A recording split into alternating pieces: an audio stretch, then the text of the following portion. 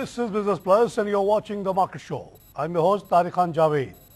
आज हम बात करेंगे बजट एंड E&P सेक्टर पे. Oil and gas exploration sector के लिए बजट कैसा रहा, इस पे हम बात करेंगे आज तफसीलन. हमारे साथ मौजूद हैं नुमान खान साहब, senior analyst of Top Line Securities. Numan साहब, जो बजट आया, एक तो आप थोड़ी सी इसके ऊपर जनरल व्यू दे दें before we come to this particular segment of your expertise. How you see the budget as a whole? देखिए कि गिवन आपका जो इलेक्शन ईयर है, आपके इलेक्शन अगले साल हैं, लास्ट की बजट है एक्सपेक्टेड इस गवर्नमेंट का, तो it was more of a populist measure. यानी इसमें पॉपुलैरिटी गेन थी, पॉलिटिकल अट्रैक्शंस गेन करने की बात आई थी, एज ए टूल इस्तेमाल किया गया था, जिसमें रिलीफ प्रोवाइड किया गया है across the country. Tax brackets में रिलीफ है, सबसे कोई नए टैक्सेस नहीं लगाए गए. तो ओवरऑल पॉपुलिस्ट या मेजर्स पे इसकी थीम बेस करती थी. एक्सपेंशनरी बजट है which is hallmark of any election year budget. अच्छा, ठीक है. हाउएवर सेइंग दैट कि इसमें हमारी यहाँ फिस्कल थोड़ी स्ट्रक्चरल प्रॉब्लम्स हैं हमारी पाकिस्तान की, जो which has reduced our economic growth, तो उस पर फोकस नहीं किया गया. तो I think that's a worrisome sign which can in the future आपको अफेक्ट कर सकता है इकोनॉमिक ग्रोथ को. अच्छा, ये अब हम आते हैं oil and gas exploration companies की तरफ. Was there anything for this sector in this budget और it was a non event? Usually ये जो बजट्स होते हैं ये ऑयल एंड गैस सेक्टर के लिए, एक्सप्लोरेशन सेक्टर के लिए नॉन इवेंट्स ही होते हैं. इसमें ज़्यादातर बात नहीं होती, कोई इंसेंटिव्स नहीं प्रोवाइड किए जाते इन्हें. जो दो तीन चीज़ें इनके लिहाज से होती हैं, दो तीन टैक्स क्लैरिफिकेशंस आ जाती हैं. इस दफ़ा भी एक आई है टैक्स क्लैरिफिकेशन मेजर, कि जिसमें इनकी जो टैक्सेशन सिस्टम को उसको थोड़ा सा आसान करने की कोशिश की है, थोड़ा सिंप्लीफाई करने की कोशिश की गई है. Apart from that there is no major development for the E&P sector in the budget. अच्छा, ये जो टैक्स की आपने सिंप्लीफिकेशन की बात की, जो मेरे पास इंफॉर्मेशन दी गई है, उसके मुताबिक subject to withdrawal of pending appeals, government has proposed for oil and gas exploration and production companies to pay a flat 40% tax on the profit and gain net of royalty as a one-time irrevocable amnesty scheme. ये क्या है? Basically यही बात है कि जो किसी भी गैस फील्ड होती है उसकी जो टैक्सेशन सिस्टम होता है वो गवर्न करता है उसकी पेट्रोलियम पॉलिसी पे, और उसका जो गैस परचेज एग्रीमेंट है, गैस जो परचेज एग्रीमेंट है, सेल्स एग्रीमेंट, तो ये चीज़ है. तो इसको सिस्टम में ये किया गया है, थोड़ा सा सिस्टम को सिंप्लीफाई करने की कोशिश की गई है. जो 2001 की पॉलिसी है उसको बेंचमार्क बनाया गया है इसमें, और उसको और कहा गया है कि तमाम फील्ड्स अगर चाहती हैं तो E&P कंपनीज जो एक थोड़े से देवर कपल ऑफ कंपनीज वो जो लिटिगेशंस में थी, एंड गवर्नमेंट के खिलाफ उन्होंने लिटिगेट किया. देखिए बात वही होती है कि गवर्नमेंट के खिलाफ, गवर्नमेंट टैक्स अथॉरिटीज़ के ही में होता है. Taxation authorities are the people जो रूल्स बनाते हैं. फिर उसके बाद जो ऑडिटर्स होते हैं जो उनके, वो उस रूल्स को मॉडिफाई यानी उसकी इंटरप्रिटेशंस करते हैं. तो जहाँ पे इंटरप्रिटेशंस और टैक्स अथॉरिटीज़ में जहाँ पे थोड़ा सा प्रॉब्लम आती है या कंफ्यूजन जहाँ पे आती है, तो आई थिंक वहाँ पे they both sat down, they go and और मामला सॉर्ट आउट करते हैं. But I guess this is a very routine matter appealing और अगेंस्ट टैक्स. ये एक दफ़ा ये 40% of the profit and gain दे देंगे, ये सारे इश्यूज सॉर्ट आउट हो जाएंगे, क्लियर हो जाएंगे. देखिए बहुत से पेंडिंग जो लिटिगेशंस में चल रही हैं, बहुत से केसेस चल रहे हैं लिटिगेशन के, देयर आर सर्टेन केसेस. तो उस पे उसके बाद आई थिंक गोइंग फॉरवर्ड ये लोग अपना टैक्सेशन सिस्टम थोड़ा सिंप्लीफाई कर सकते हैं. अच्छा, इसी हमारे रिसर्च के मुताबिक target for royalty on oil and gas has been maintained at 58 billion in financial year 13. 58 billion की रॉयल्टी रीजनेबल है आपके ख्याल में? ये मेंटेन की गई है, पहले भी शायद यही थी. देखिए अगेन ये जो दो से टारगेट्स होते हैं थोड़े आर्बिट्री से होते हैं. अच्छा, गिवन लास्ट ईयर की कितना होता है, तो इस बट ये जिक्र नहीं है कि लास्ट ईयर कितना है, तो उसी के इन लाइन कर देते हैं, थोड़े एम्बिशियस नहीं जाते. लेकिन गिवन कि आपकी जो ऑयल एंड गैस की एक्सप्लोरेशन प्रोडक्शन बढ़ रही है, तो आई थिंक और जो आपके ऑयल प्राइसेस हैं, अगर वो अरब लाइट एज अगेंस्ट WTI तो 84 पर ट्रेड कर रहा है, लेकिन अरब लाइट इज़ अराउंड 100, तो अगर वो मेंटेन कर जाती हैं तो आई थिंक रॉयल्टी का टारगेट इससे ऊपर जा सकता है. But again all these targets जैसे रॉयल्टी के टारगेट्स होते हैं, जो इसी तरीके से डिविडेंड के टारगेट्स होते हैं, तो they are more of arbitrary. जो यहाँ पर फिगर आया वो ये है कि government expect 26 million from OGDC ठीक। and 9.3 million from PPL. ये गिवन वही बात है कि जो टारगेट्स होते हैं ये थोड़े आर्बिट्री से होते हैं जो गवर्नमेंट अपनी वर्किंग के लिए रखती है. Actual dividend disbursement from OGDC and PPL can be different as well. Different as well. It will depend on कि how the prices of oil behave. Oil goes उनकी प्रॉफिटेबिलिटी में और क्या फैक्टर्स हैं, there are the factors in अच्छा, एक profitability. चीज़ मुझे clarify कीजिए मेरे व्यूअर्स को भी. आपने अभी दो ऑयल का जिक्र किया, एक अरब और एक दूसरा बेंट WTI. WTI. ये क्या है, फर्क क्या है? देखिए बात जो होती है इंटरनेशनली भी जो बेंचमार्क किया जाता है, जो इंटरनेशनल बेंचमार्क है क्रूड ऑयल प्राइसेस का, वो WTI है जो stands for West Texas intermediate. अच्छा, ये अमेरिकन ऑयल, ये अमेरिकन ऑयल है. ये ग्लोबल बेंचमार्क होता है उसका. इसके अलावा जो दूसरा बेंचमार्क है वो ब्रेंट है. ये दूसरी वाइडली कोटेड नंबर्स हैं, ये इन्हीं नंबर्स को ट्रैक किया जाता है. लेकिन हाउएवर डिफरेंट रीजन्स पर डिफरेंट ऑयल प्राइसेस वर्क कर रही होती हैं depending on the circumstance of. अच्छा, ब्रेंट कहाँ का है? What is Brent? ऑयल जो है वो तकरीबन यूरोपियन अच्छा उसका है. आइस ब्रेंट मींस यूरोपियन है, लेकिन काइंड ऑफ ऑयल. इसे यूरोपियन में जो ट्रेडिंग होती है ऑयल की, वो ब्रेंट है benchmark oil for Brent which is a benchmark for Asiatic region as well. अच्छा, बिल्कुल. यानी जो यूरोपियन और एशियाटिक रीजन का जो बेंचमार्क होता है वो ब्रेंट होता है. इसी तरीके से जो ग्लोबल जो बेंचमार्क है that is WTI which is more skew towards the USA. And what about the Arabs, Saudi Arabia? इसी तरीके से जैसे मैंने आपको बात बताई, जो बेंचमार्किंग प्राइस आ रही है वो ब्रेंट की आती है. अच्छा. लेकिन हाउएवर इसके अंदर दुबई फतह है जो एक्सचेंज दुबई की है, उसमें ट्रेड हो रहा होता है. Then there other prices as well that is going around. इसमें से एक अरब लाइट को हम लोग फॉलो करते हैं, अरामको की प्राइस होती है. तो that's a benchmark for us as well, को हम उसे फॉलो करते हैं बिकॉज़ हमारी जो प्राइसिंग होती है वो इनमें गैप होता है खासा. जी बिल्कुल. $10 का फर्क होता है आजकल, पता नहीं कितना. $12 का आजकल फर्क चल रहा है. 12 का. तो इसका मतलब है कि bent is a better crude, lighter crude. It's not a lighter crude, लेकिन इसमें ये होती है कि एवरीथिंग जैसे मैंने आपको बताया कि जो बेंचमार्किंग हो रही है वो डिफरेंट एरियाज की हो रही है. फॉर एग्जांपल जो WTI है that is a benchmark towards USA and the Brent और Arab light is Asiatic overall का है, और Arab light more specifically is towards the जो मीना रीजन है और जो साउथ एशियन रीजन है. इनकी क्वालिटी में फर्क है? क्वालिटी में भी फर्क होता है. अच्छा. लेकिन अगेन जो डिफरेंस ऑफ द स्प्रेड आ रहा है it's not just because of quality, it's because of the demand supply scenario of the individual regions as well. What is more relevant for us, Brent और WTI? Brent, but Brent से भी ज्यादा Arab light. Arab light which is again specific to the Middle Eastern region. हम जो ज्यादातर इस्तेमाल कर रहे हैं वो अरब लाइट कर रहे हैं which is WTI. Arab light ये एक अलग ही स्पेसिफिकेशन है. ये अलग की स्पेसिफिकेशन है. वही मैंने कहा ना कि जैसे ग्लोबल बेंचमार्क है, फिर रीजन बेंचमार्क है, फिर उसके बाद सब रीजन बेंचमार्क्स हैं. तो हमारे जो सब रीजन बेंचमार्क है वो अरब लाइट है. अरब लाइट है. जो हमारे यहाँ जो तेल निकल रहा है, जी बिल्कुल, जो वो किस क्वालिटी में आएगा इन दोनों के बीच में? या जो हमारी जो बेंचमार्किंग होती है वो अरब लाइट से ही होती है. अरब लाइट से होती है. तो अरब लाइट की अभी क्या पोजीशन चल रही है? वो तकरीबन इट्स होवरिंग अराउंड $100 पर बैरल. और WTI इज एट 84-85. इतना बड़ा 14-16 रुपए का फर्क. ये यूजली आता था फर्क. यूजली अगर हिस्टोरिकली देखा जाए तो अरब लाइट डिस्काउंट पे चलता था. हाउएवर इन लास्ट 2 और 3 इयर्स ये थोड़ा सा ट्रेंड चेंज हुआ है. अगेन वो महंगा हो गया है because of the demand factors which are, जो डिमांड पैटर्न चेंज हो रहे हैं.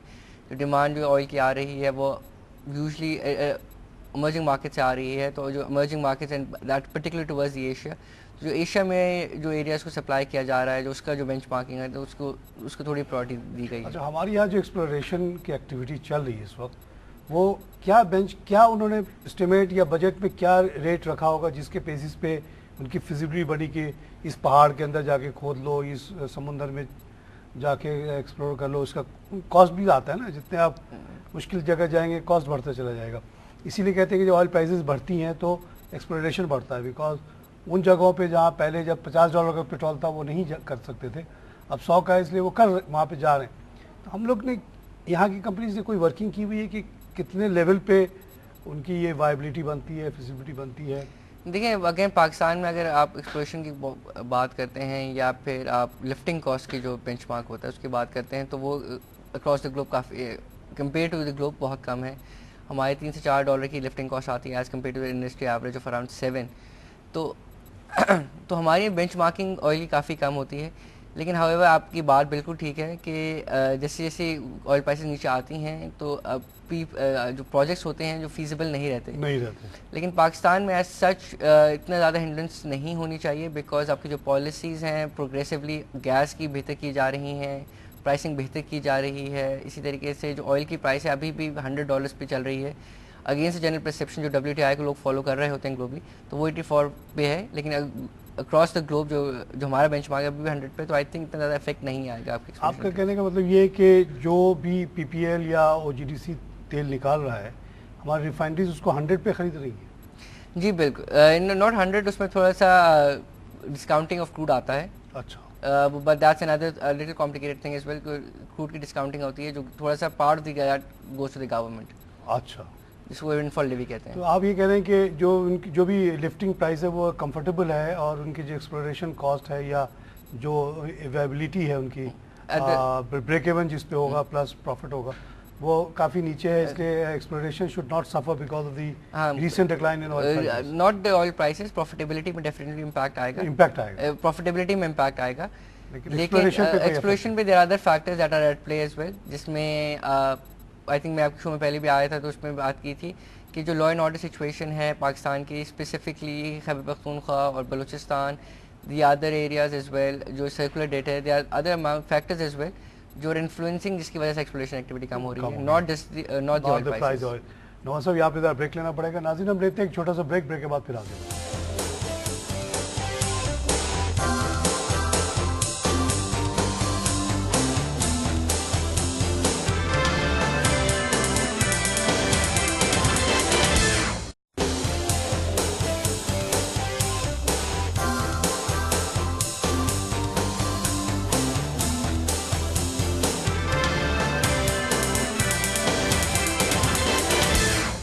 नाज़रीन, वेलकम बैक। हम बात करें budget and ENP sector, oil and gas exploration sector पे हम बात कर रहे हैं। हमारे साथ नुमान खान साहब, senior analyst of Top line, मौजूद हैं। नुमान साहब ने बजट को पॉपुलर बजट कहा और साथ साथ कहा कि ग्रोथ की तरफ कोई तवज्जो नहीं दी गई, विच इज़ अनफॉर्चुनेट। और जहाँ तक ENP सेक्टर का ताल्लुक है, उनका कहना है कि budget is a non event, कोई ऐसी इंसेंटिव्स वगैरह नहीं दी गई इसके अंदर जिससे आपके प्रोडक्शन में कोई इजाफा हो सकता था। As far as the oil price, declining oil price is concern, उन्होंने कहा कि उसकी वजह से जो हमारे कैलकुलेशंस हैं, अभी भी प्राइसेस इतनी कम नहीं हुई है कि जिससे एक्सप्लोरेशन वगैरह स्लो डाउन हो सके। अब नुमान साहब की तरफ आता हूँ। नुमान साहब, देखिए, हम लोग को एज ए लेमैन कंसर्न ये है कि एक तो हमारा फॉरेन एक्सचेंज बहुत बड़ा यूज़ होता है पेट्रोलियम इंपोर्ट पे, तो हम आपसे ये जानना चाहते हैं कि what is our total requirement of oil and how much we are producing and how this ratio can be improved. देखिए, अगर आप पेट्रोलियम प्रोडक्ट की बात करते हैं तो हमारे यहाँ जो एवरेज प्रोडक्शन आती है क्रूड की, जो आप आज ऑफ स्टैंड कर रही है, तकरीबन 70,000 बैरल्स पर डे है, which is around 15 to 20% of our overall oil demand of the country. जो हमारी जो ऑयल डिमांड है वो तकरीबन 21 मिलियन टन की है, 20 से 21 मिलियन टन की है। कैसे इम्प्रूव किया जा सकता है, डिपेंड ये होता है कि पेट्रोलियम पॉलिसीज़, जैसे 2-3 चीज़ें मैंने आपको, हम लोगों ने पहले भी ब्रेक्स जाने से पहले डिस्कस की थी कि देयर आर सर्टेन एरियाज़ जिनकी वजह से हमारी एक्सप्लोरेशन एक्टिविटी को काफ़ी हिंड्रेंस मिल रही है, जिसमें से एक है सर्कुलर डेट। दी अदर जो चीज़ इंपॉर्टेंट आती है वो सिक्योरिटी इन्वायरमेंट है। सिक्योरिटी के जो परसेप्शन है पाकिस्तान का वो इतना अच्छा नहीं है फॉरेन इन्वेस्टर्स की वजह बाहर, जिसकी वजह से आपकी ओवरऑल इन्वेस्टमेंट टू GDP भी डिक्लाइन कर रही है। The other factor, the third factor would be the pricing, जिस पे काम हो रहा है। pricing on the continuous basis improve की जा रही हैं, different policies आ रही हैं, इस पे गवर्नमेंट काम कर रही है। but the other two factors which is circular debt and the perception of heightened security concerns, ये दो एरियाज़ हैं जहाँ पे काम करने की ज़रूरत है। देखिए, सिक्योरिटी तो एक बहुत बड़ा इशू है, पूरी कौम लगी हुई है, हमारी पूरी फ़ौज लगी हुई है, कोशिशें जारी हैं, लेकिन वो एक लॉन्ग टर्म इशू है। कौन चाहता है कि अपने मुल्क में इनसिक्योरिटी हो, बदनामी हो, लेकिन हो रहा है। लेकिन वो क्या चीज़ें हैं जो गवर्नमेंट कर सकती है अपने तरफ से, given this negative factor of security on the side, कि जैसे आपने कहा कि जो उनकी जो बाईबैक के अरेंजमेंट्स हैं, जब कोई कंपनी तेल निकालती है तो किस रेट पे गवर्नमेंट लेती है ताकि उनका कॉस्ट भी निकल जाए, उनको प्रॉफिट भी हो जाए, उनको एक एश्योर्ड मार्केट मिले।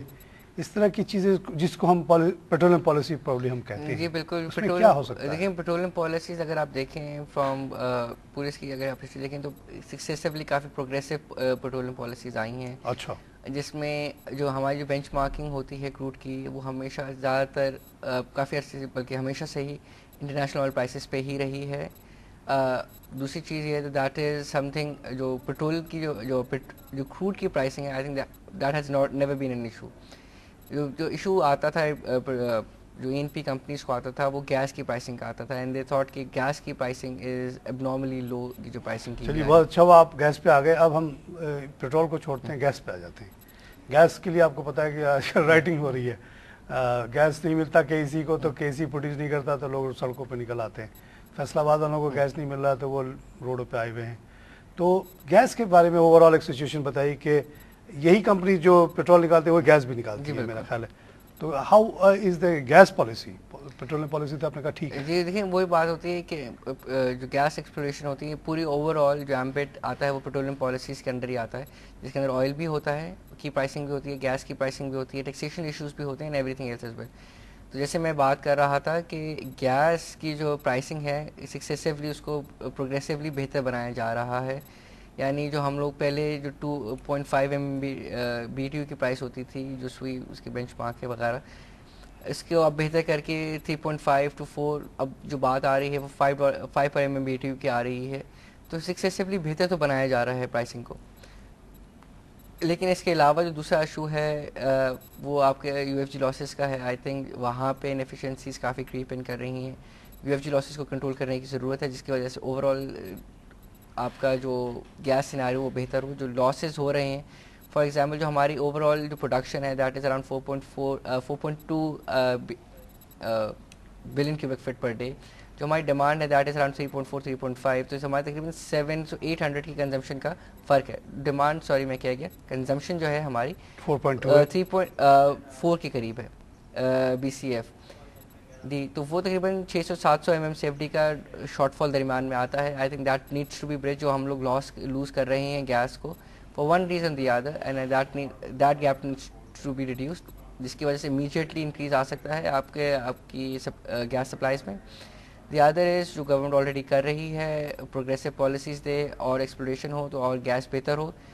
Lastly I think that would be the circular debt का इशू है, एंड आई थिंक वो policies needs to be instigated, जिसकी वजह से आपके जो सर्कुलर डेट के जो पाइल्ड अप है वो होना बंद हो जाए। And that needs a massive reforms, not only includes the ENP companies, that also includes the power sector, the OMCs, the overall pricing of the electricity and the other factors as well. अच्छा, ये जो losses की आपने बात की 600 megawatt जो loss हो रहा है, ये हम बिजली की तो सुनते रहे कि कुंडा लगा के लोग ले लेते हैं और इस वजह से बहुत बड़ा डिस्ट्रीब्यूशन कंपनीज को लॉस हो जाता है 30-40%, जैसे KEC के बारे में कहते हैं, which is the major factor के जिसकी वजह से सर्कुलर डेट क्रिएट हुआ है। KEC क्योंकि अपने नहीं कलेक्ट कर पाता तो वो आगे नहीं देता, फिर आगे नहीं देता तो उचित से अगर KEC सही होता तो आगे प्रॉब्लम नहीं। तो हमारे तो इम्प्रेशन अब तक ये था कि जो हमारी southern and northern gas companies हैं उनमें इस तरह का मसला नहीं है, लेकिन आप कह रहे हैं कि वहाँ भी लॉसेस हैं। देखिए UFG लॉसेस होते हैं, एक इंटरनेशनली बेंचमार्क वो होता है कि 4% 7% का UFG लॉसेस होता है, ओवर एंड अबव। जैसे बिजली का कहते हैं कि 8% भी हो तो ठीक है, तो लेकिन 40% हो जाए तो प्रॉब्लम तो थोड़ा सा प्रॉब्लम हो जाती है। तो इससे सेम गोज विद आपके जो इसमें हमारे सिस्टम्स को थोड़ा सा अपग्रेडेशन की ज़रूरत है। हमारे ट्रांसमिशन जो सिस्टम्स हैं, जो गैस ट्रांसमिशन सिस्टम है, आई थिंक उसमें लीकेजेस भी हैं। अच्छा, तो उसकी वजह से भी थोड़ी गैस ज़ाया होती है, थोड़ा बहुत ओवरऑल जो चोरी होती है गैस की, जिसमें तो जैसे लोग बिजली को कुंडे से लगाते हैं तो क्या गैस भी निकाल लेते हैं? गैस भी चोरी होती है। अच्छा, लेकिन देयर आर 2 फैक्टर्स अगेन, जिसमें से one is the theft, but the major part in this regard is the जो डिकेइंग जो होती है, जो आपकी मेंटेनेंस ना होने की वजह से, मेंटेनेंस जो पुराना सिस्टम हो रहा है। ओके, तो I think that needs to be rectified. Okay, अब उसके लिए वो कहेंगे कि जब एक पैसे मिल जाए तो हम कर देंगे, सर्कुलर डेट आ जाएगा फिर से बीच में। जी, सर्कुलर डेट आ सकता है। There are lot of reasons as well. मैंने कहा कि जिस तरह की सर्कुलर डेट को आपने ख़त्म करना है तो एक कॉम्प्रिहेंसिव एनर्जी रिफॉर्म्स की ज़रूरत है। प्राइसिंग जो नॉर्मलीज हैं वो ख़त्म करने की ज़रूरत है। वो क्या है थोड़ा सा बताएं। लेकिन जैसे pricing normally from a very firstly आपकी जो कॉस्ट ऑफ जनरेशन है, वो स्क्यूड है, वो जो कॉस्ट ऑफ जनरेशन है that is around $10 per unit, ठीक है, सॉरी ₹10 पर यूनिट होती है। आपकी जो रिकवरी कर रहे हैं कस्टमर्स ऑन एवरेज 8.5 8.6 की रिकवरी कर रहे हैं, तो there is a cost generation का गैप आता है। तो either one way is to, या तो आप प्राइसेस को जो कॉस्ट ऑफ जो प्राइस टैरिफ्स हैं उनको आप बढ़ा दें और $10 पे लें, 10 रुपये पे ले आएँ, तो वो ख़त्म हो सकते हैं prices. The other factor again could be कि आप रिड्यूस द कॉस्ट। कॉस्ट किस तरह रिड्यूस होगी? कॉस्ट इस तरह रिड्यूस होगी कि आप अपना जो प्रोडक्शन मिक्स है वो चीपर ऑल्टरनेटिव्स की तरफ लेके आए, हाइडल की तरफ लेके जा सकते हैं आप। दूसरा जो चीज़ है आप उसको गैस की तरफ लेके जा सकते हैं। दैट मीन्स गैस की अवेलेबिलिटी टुवर्ड्स पावर सेक्टर बढ़ानी होगी। वो उस वक्त हो सकता है जब आपकी जो प्राइसिंग है टुवर्ड्स जो पेट्रोल की और जो ट्रांसपोर्टेशन में जो लग रही है गैस, विच हैज़ इकनॉमिकली कम यूजेज है as compare to power, because power का इकनॉमिक वेटेज और इकनॉमिक बेनिफिट ज़्यादा है as compare to the transportation system में जो गैस इस्तेमाल हो रही है, तो वहाँ से डाइवर्ट करके आए। तो वो वहाँ से डाइवर्शन से उस वक्त हो सकती है जब price anomaly towards petrol and gas ख़त्म हो।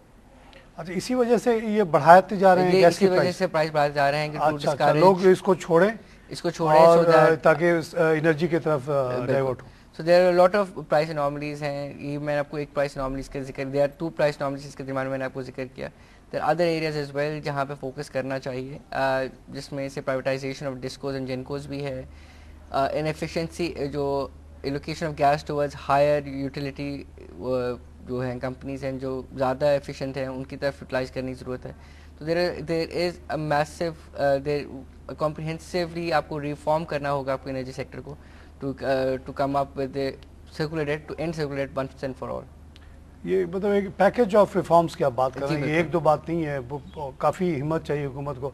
अब जैसे आपने ये बात कह दी बड़ी आसानी से कि जी वो CNG वालों जो बस चलाने वाले हैं, रिक्शे वालों को ना दिया जाए और ये दे दिया जाए पावर कंपनी को, KEC को मिसाल के तौर पर। लेकिन ये सारे लोग, बहुत बड़ी तादाद है उनकी और बड़े come out on the street. देखिए बात ये हो जाती है कि हम लोग बात कर रहे हैं फ्रॉम 0 to 100 आने की या A से Z तक आने की बात कर रहे हैं, तो there are lot of alphabets in between as well. तो हमें सक्सेसिवली एक स्टेप के बाद दूसरा स्टेप करना है।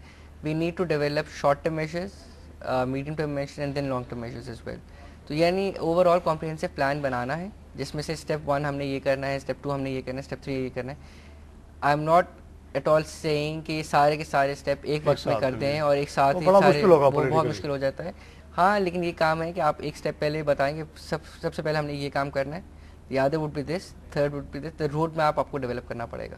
अच्छा, मतलब इसमें जो LPG का जो फैक्टर आ रहा है, जो कि ऐसा लगता है कि गवर्नमेंट फील्स कि अगर LPG को ज़्यादा इस्तेमाल कर दिया जाए तो ये जो प्रेशर है अभी गैप है डिमांड सप्लाई का, वो फिल हो सकता है। What is the role of LPG, how it competes with this compressed gas?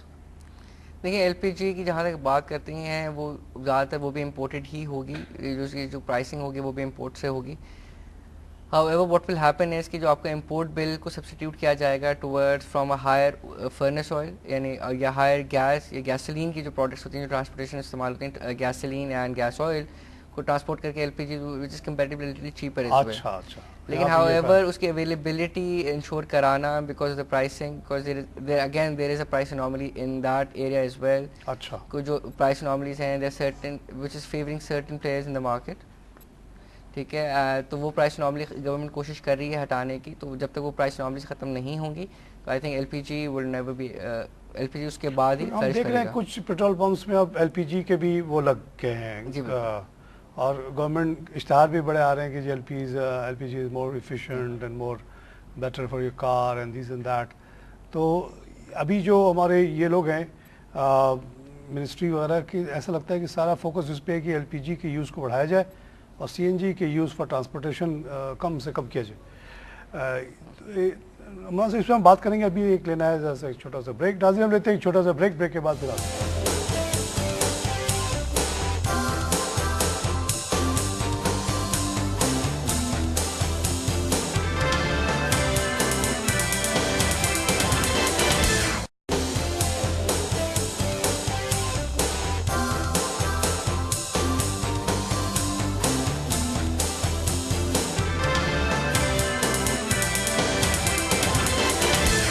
नाज़रीन वेलकम बैक। हम बात कर रहे हैं बजट एंड ENP सेक्टर, और नुमान साहब हमें बड़ी तफसील से बता रहे थे कि ये जो हमारे इंपोर्ट्स हैं वो जो है बहुत ज़्यादा हैं पेट्रोलियम प्रोडक्ट के, क्योंकि हमारी टोटल प्रोडक्शन जो लोकल होती है वो सिर्फ 70,000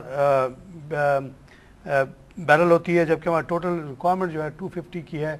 और मैं उनसे ये पूछा था कि what can be done to improve, उन्होंने कई मेजर्स बताए हैं। और अब हम बात कर रहे हैं गैस पे। गैस की जो सिचुएशन है वो उस पर भी बता रहे हैं कि there is a shortfall of 600,000 BTU, जो भी उनका मेजर होता है, which is mainly because of the leakages, और लीकेजेस को इम्प्रूव करने की उन्होंने सोल्यूशंस बताई हैं। अब हम बात करें LPG पे। LPG as a solution to our energy जो नीड है, आपसे ये पूछना चाहूँगा कि LPG की लोकल प्रोडक्शन भी है, how far that meets our need and how much हमारी जो LPG की प्रोडक्शन है, I think that is comparatively बहुत कम है, बहुत कम है as compare to I usages is well. जो पोटेंशियल यूजेज हो सकता है आपका, अगर आपको CNG से इम्पोर्ट कर रहे हैं, CNG को फोकस करना है, फेज आउट करना है और LPG को इंट्रोड्यूस करना है, तो आई थिंक वो उसके लिए इतनी सफिशेंट नहीं है। ओके। हाउएवर इसके द ओनली रीज़न आपको LPG को प्रॉस्पेक्ट कर सकते हैं इसका, अगर आप LPG के प्रोजेक्ट्स को वाइबल बना दें। LPG के प्रोजेक्ट्स को उस वक्त वाइबल बनाया जा सकता है कि जब प्राइस एनॉमलीज हटा दी जाएँ। There are certain price anomalies which are favouring, आपका होता है कि लोकल प्रोडक्शंस को होती हैं, जिनकी लोकल रिसोर्सिंग होती है, उनको फोकस किया जा रहा है, यानी उनको थोड़ा फेवर करता है। तो एक और जो गवर्नमेंट भी फोकस इस चीज़ पे करी है कि LPG की लोकल प्राइस को, जो लोकली प्रोड्यूस प्राइस है, उसको बढ़ा दिया जाए, so that import becomes viable और ये लोग इस बिजनेस में अंदर आ सकें। But at the moment this is again is in a very rudimentary stage, और इस पे काम हो रहा है। अच्छा, तो ये जो आपने इससे पहले बताया कि अगर ये हम आस्ते आस्ते LPG पे शिफ्ट हो जाएं, that can reduce our import bill, because जो पेट्रोलियम प्रोडक्ट्स से ये सस्ता पड़ेगा। ये सस्ता कितना तक सस्ता पड़ेगा? डिपेंड करता है कि आप जो बात होती है, that will as per crude estimates would reduce our import, can reduce our import bill by about $1 billion to 2।